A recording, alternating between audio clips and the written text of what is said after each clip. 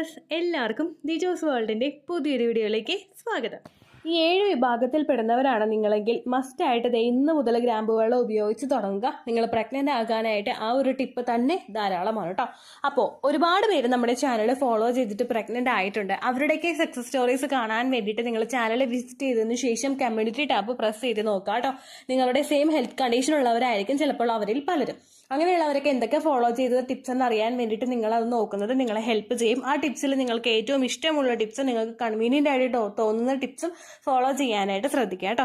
ഒരുപാട് പേര് നമ്മുടെ ചാനലിൽ ഫോളോ ചെയ്തിട്ടുള്ള ഒന്നാണ് ഗ്രാമ്പൂ വെള്ളം എന്ന് പറയുന്നത്. ഒരുപാട് പേർക്ക്, എനിക്ക് തോന്നുന്നു 1000-ൽ കൂടുതൽ ആളുകൾ തന്നെ ഗ്രാമ്പൂ വെള്ളം മാത്രം ഉപയോഗിച്ചിട്ട് പ്രഗ്നന്റ് ആയിട്ടുണ്ട്.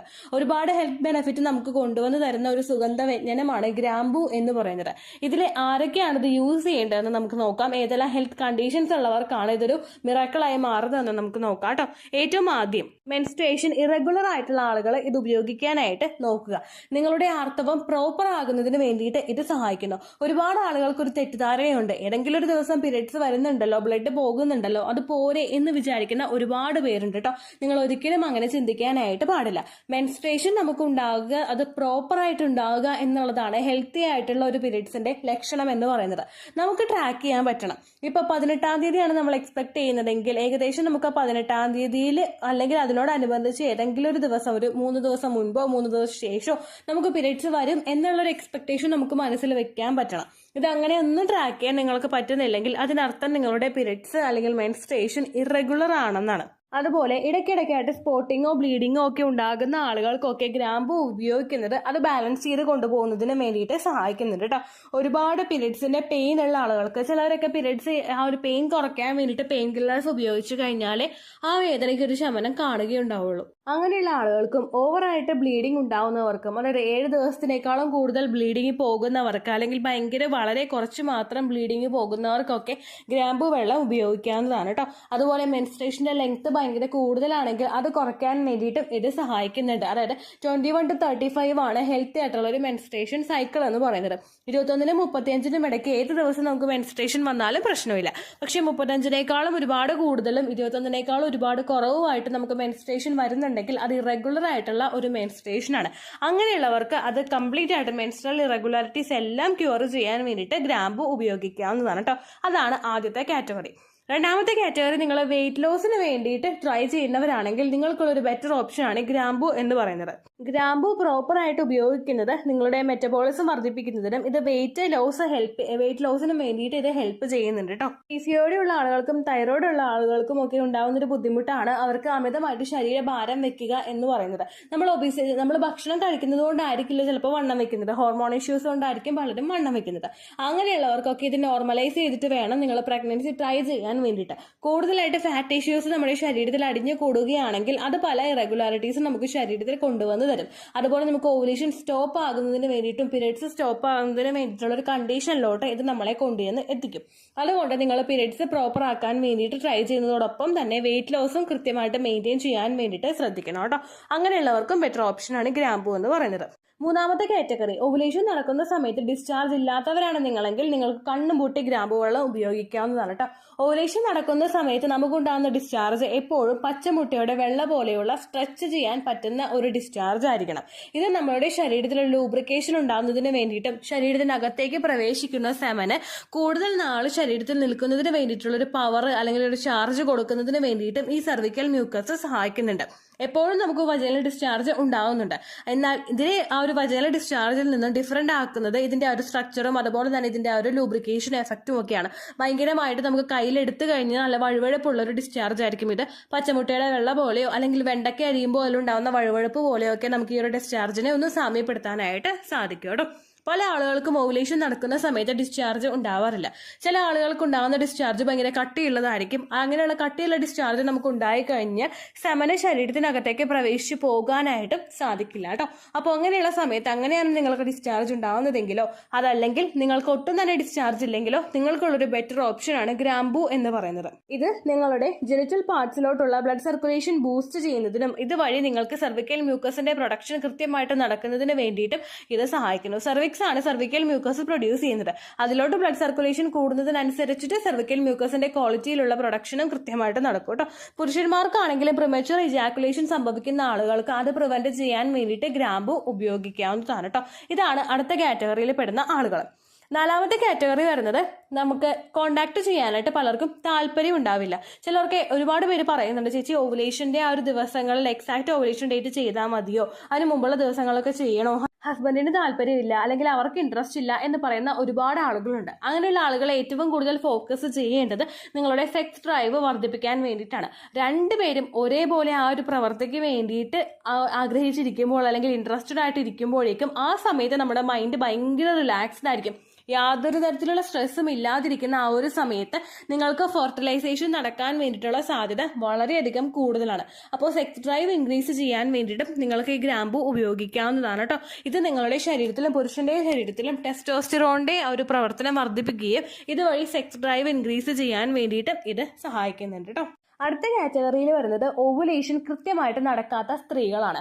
സാധാരണ എല്ലാവർക്കും അണ്ടം പ്രോപ്പറായിട്ട് വളരാറുണ്ട്. പക്ഷെ PCOD ഉള്ള ആളുകൾക്കും പക്ഷേ ഇറഗുലർ ആയിട്ടുള്ള പീരീഡ്സ് പോകുന്ന ആളുകൾക്കും ഒക്കെ പ്രോപ്പറായിട്ട് അണ്ടം വളരാറില്ല.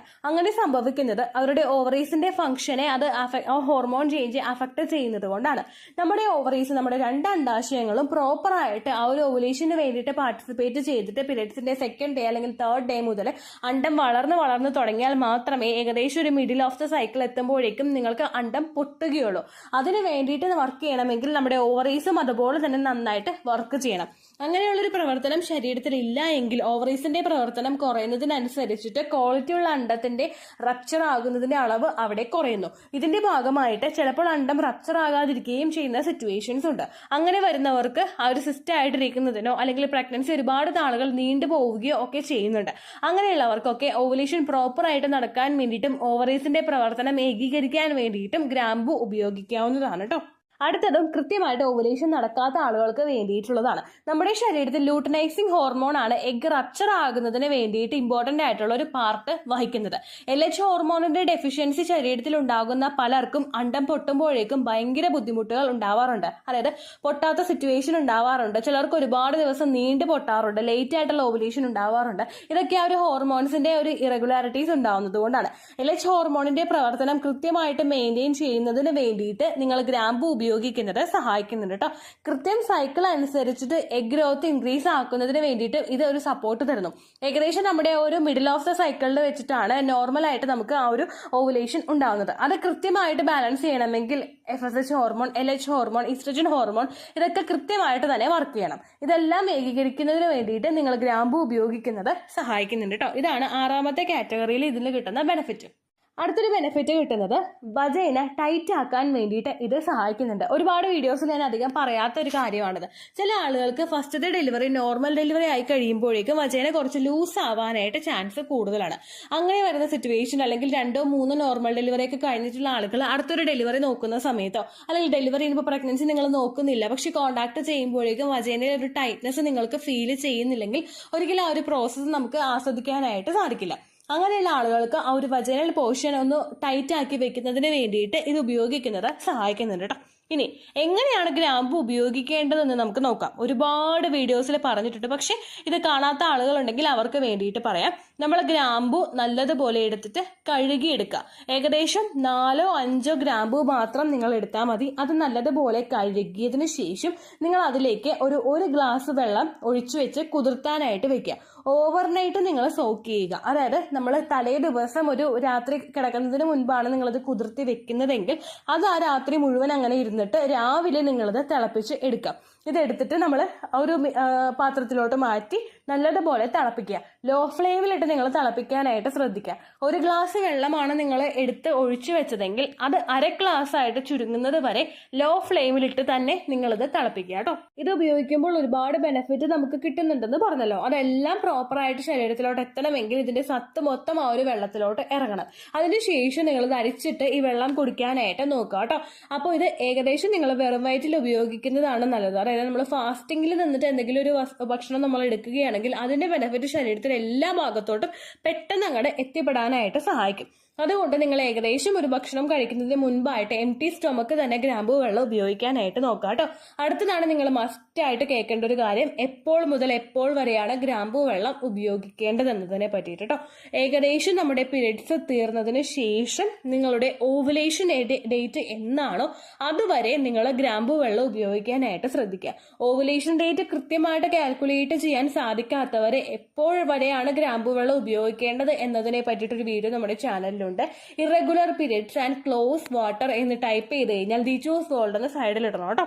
അങ്ങനെ നിങ്ങൾ ടൈപ്പ് ചെയ്ത് കഴിഞ്ഞ് കഴിഞ്ഞാൽ നമ്മുടെ ആ വീഡിയോ നിങ്ങൾക്ക് ലഭിക്കുന്നതായിരിക്കും. അത് കണ്ടതിന് ശേഷം നിങ്ങൾ അത്രയും ദിവസം വരെ ഗ്രാമ്പൂ വെള്ളം ഉപയോഗിക്കാനായിട്ട് പ്രത്യേകം ശ്രദ്ധിക്കുക കേട്ടോ. ഒരുപാട് ബെനിഫിറ്റ് നമുക്ക് കൊണ്ടുവന്ന് തരുന്ന ഒന്നാണ്. അതുകൊണ്ട് തന്നെ നിങ്ങൾ ആ ഓവുലേഷൻ വരെ പ്രോപ്പർ ആയിട്ട് എടുക്കുക. ഓവുലേഷൻ കഴിഞ്ഞതിന് ശേഷം ആരും തന്നെ ഗ്രാമ്പൂ വെള്ളം എടുക്കേണ്ട ആവശ്യമില്ല.